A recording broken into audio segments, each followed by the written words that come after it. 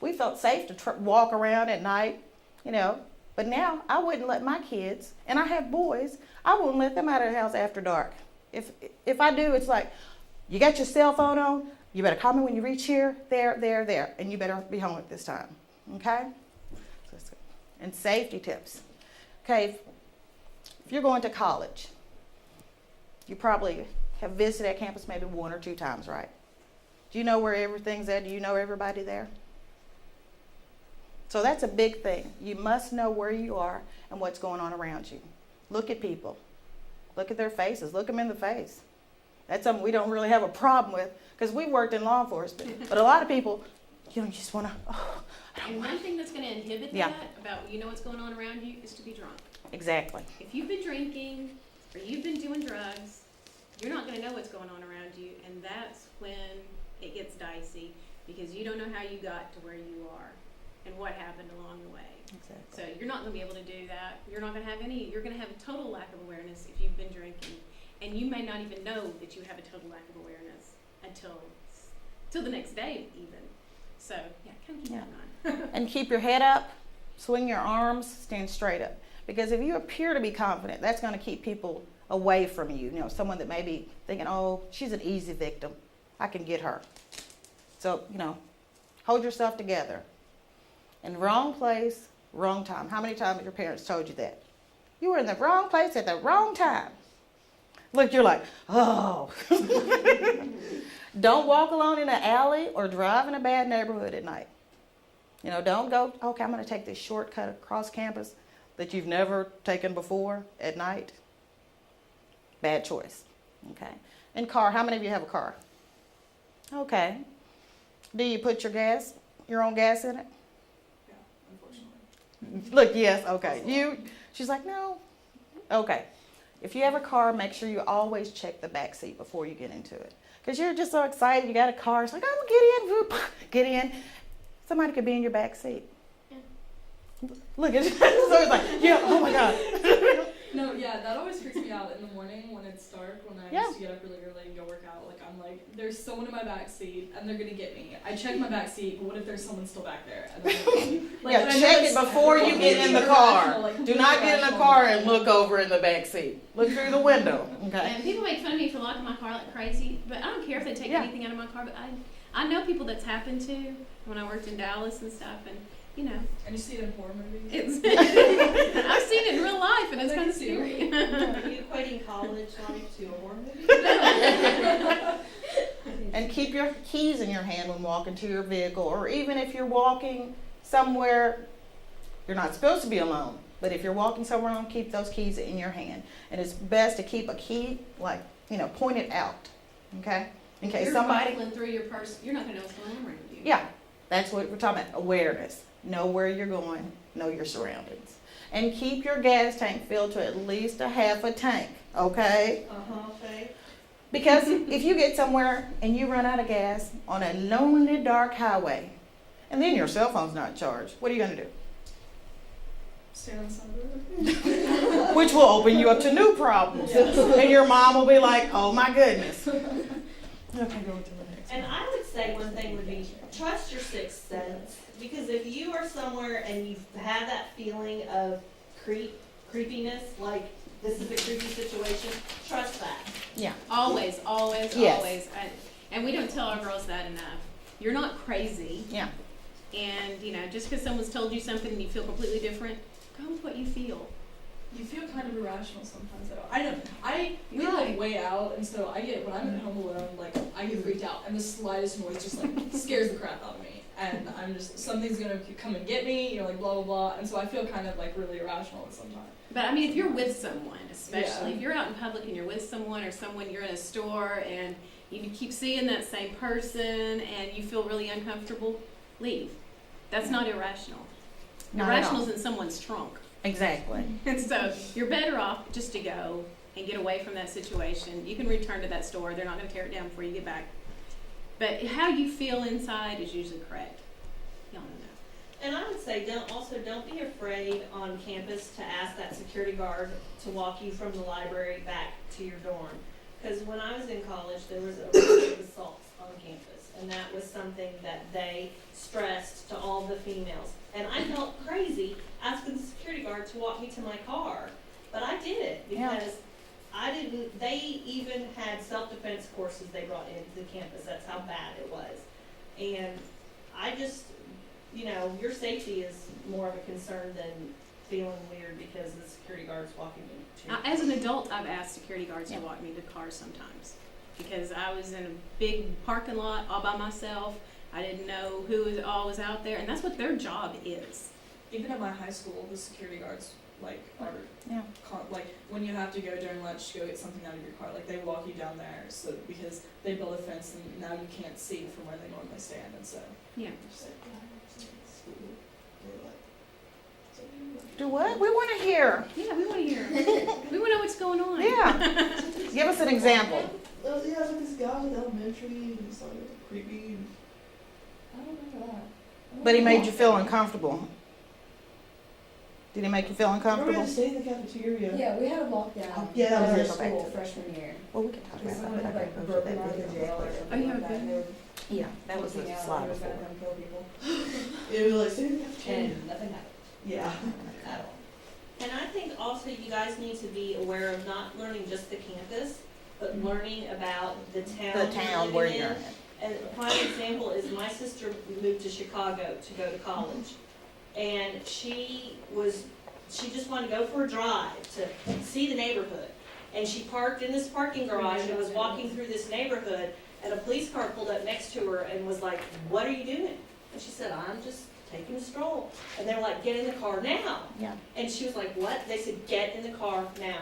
She was in the worst part of Chicago she could have been in, was clueless because she didn't know Chicago, and they said they were amazed that she had been walking around that neighborhood for half an hour, that nothing had happened to her. And they literally took her back to her car and were like, on a map, "This is an area you never come to alone." That's, we're talking about bad neighborhoods. Know your surroundings. Know where you're at. Know how to get out. Okay. I have a little video we're going to watch here. And this is going to be talking about dating violence. How many of you know what dating violence is?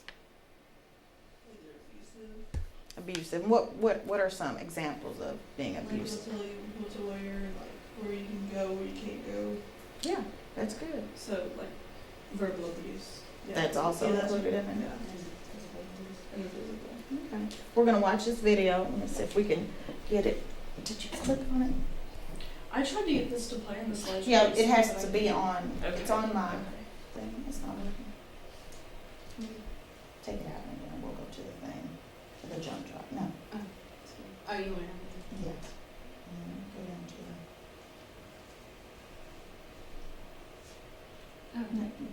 Oh. We are so computer savvy, aren't we? Yeah. Where's mine? Oh, you mean minimize it? Yes. Oh, okay. Great. Oh, you want to go to your flash drive? Just say that. Okay. Right there. You didn't embed it. I tried. Can y'all hear? Barely.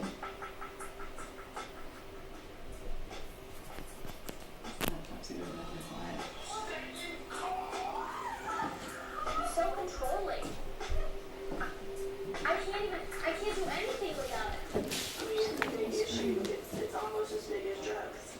And you hear about that all the time in school. You hear about just at work, but you never hear about, abuse is all over. What do you think you're doing? I can't believe it. When you tell an alcoholic they're an alcoholic, they don't listen. They're like, no, I don't have a problem. That's exactly how it is, right? No, I'm not in an abusive relationship. Until you step out of it and you actually look at the big picture. You keep kidding yourself. You're thinking, it's gotta get better, it's gonna get better. When you realize it's not, you realize you've been kidding yourself all this time. Well, you're in way too deep.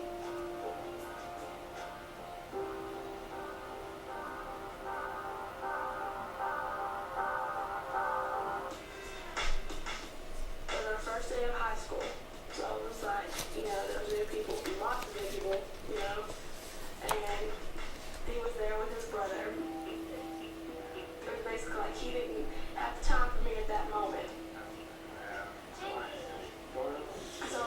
wanted me to go away. Doesn't concern you. Get out of here. And he just turned around and hit me in the arm. And that was the very first time that I ever like was hit. And I just remember like a lot of people saw it and were just like looking at me like, you know, and they couldn't believe that I let him do that. Like not that he did it, but that I let him do it. Last summer, I had gone to summer school, and there's this guy in my summer school class, and he was your everyday football player. All the girls loved him. He had nice style, he had good money, everything. And he picked me. He liked me. So, of course, I was like, oh my God. And I had always been the outcast at school, never really hanging out with the popular group. And so, you know, we started dating, and then about 2 weeks into the relationship, he told me, if you don't give me the attention I need, then I'm going to go get it from somebody else. And at first I was scared. I was like, oh, I don't want to lose him. So, you know, I gave him the attention. And he was making me not hang out with my friends, making me go over to his house at 2 o'clock in the morning. Ridiculous stuff. I had a relationship where they would try to be controlling, tell me I couldn't dance or wear certain things. When y'all go like to parties or dances together and they, you know, watching you real closely, and he started telling me, oh, you can't dance with people. You have to, you know, when you go to a party, you have to be by yourself. You can't dance. Or you can't go to parties when I go, or stuff like that. That's when it started happening. They start trying to be controlling and trying to control you, telling you who you can talk to and you can't have male friends and stuff like that. That's just signs. I would try to compromise, but compromise wouldn't work, really. Whenever we were not together, I'd be trying to hang out with my boys, you know, have a little free time with them. Cell phone would blow up constantly. Always wanted to know, where are you at? What are you doing? What time are you coming over? Well, I don't know. You know, every 30 seconds I gotta pick up the phone. And then, of course, if I don't answer it, then I have a voicemail, text message, you know, where are you at? What are you doing? There's never any free time. I was 15 years old, and for the first month and a half, you know, it was perfect. You know, I couldn't ask for more, but I guess things just weren't going well. And so we broke up, and we get back together, and we break up. I don't know how many times, probably over a dozen, but like, he, you know, said I shouldn't wear makeup or I shouldn't wear that shirt because it shows too much. I shouldn't wear those shorts because they're too short. So just stuff like that.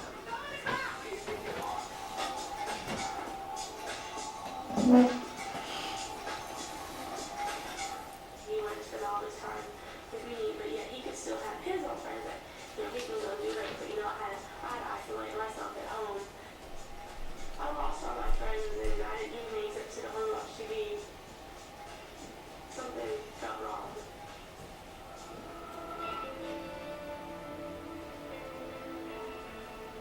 They put you down. They tell you, you know, you're so ugly, you're so fat, nobody else is going to want to get with you. And then you start to believe it after a while. I mean, you know, anytime we went anywhere, it was always me that was reaching in my wallet to pull out, you know, for the meals, for the clothes, for the movies, for the concert tickets. You know, we both had part-time jobs. You know, why didn't she offer to pay for me? And then she started to disrespect me in front of my friends, making jokes about me, flirting with other guys, putting me down in front of other people. I don't like that. Why do you want to shirt I gave you? You couldn't tell me how to dress? This is too long cut. It's too tight. You know the guys gonna be looking at you with that on? I mean, at first it was just like we can't wear too shorter shorts. And then it went to like spaghetti chef shirts, and it went to where it was just jeans and like long sleeves, that's all. And then it got to where who I couldn't talk to. If he didn't like the girl, I couldn't talk to her. You know, I couldn't talk to boys. And then it got to where I couldn't go anywhere without calling. Yeah, I couldn't go to family's house, even if it was family right down the street. Couldn't go